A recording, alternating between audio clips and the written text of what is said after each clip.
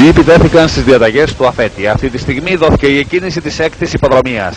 Για την πρωτοπορία είναι απ' έξω η Γιώστρα, στη δεύτερη θέση τρέχει Αντίκλια και στη συνέχεια Χοπφούλη και Μόουζες, ο οποίος κάνει μια επίθεση απ' έξω και περνάει στη δεύτερη θέση. Έτσι έχουμε στροφή των χιλιόμετρων, τη Γιώστρα να κάνει κεφάλι, το Μόουζες στη δεύτερη θέση, Αντίκλια είναι τρίτη, Χοπφούλη ακολουθεί. Στη συνέχεια είναι Παμέλα, Αλέξανδρος και Big Star και στην τελευταία θέση είναι ο Ερεχθέας, ο Εφράτης, ο οποίος έχει μείνει και αρκετά πίσω. Στα 800 μέτρα Γιώστρα κάνει κεφάλι, Μόουζες είναι κοντά της, στην τρίτη θέση Αντίκλια. Χοπφούλη είναι στη συνέχεια και ακολουθεί Big Star απ' έξω, Παμέλα από το κάγκελο.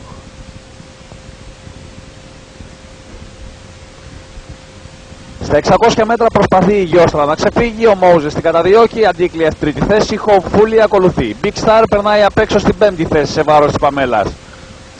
Στο παράθυρο είναι η Γιώστρα μπροστά, ο Μόουζες την καταδιώκει, Χοπφούλη αναπτύσσεται, μπαίνουν στην ευθεία, Γιώστρα είναι μπροστά. Η Γιώστρα είναι μπροστά, ο Μόουζες επιτίθεται απ' έξω, έρχεται όμως και η Χοπφούλη τώρα με δυνάμεις. Γιώστρα και Χοπφούλη. Χοπφούλη στα μέσα της ευθείας περνάει. Χοπφούλη και Γιώστρα, ο Μόουζες έρχεται απ' έξω να πάρει τη δεύτερη θέση. Η Χοπφούλη κατευθύνεται για το φίνισμα, γίνεται για τη δεύτερη θέση, από μέσα Γιώστρα καταρθώνει και ξεφεύγει.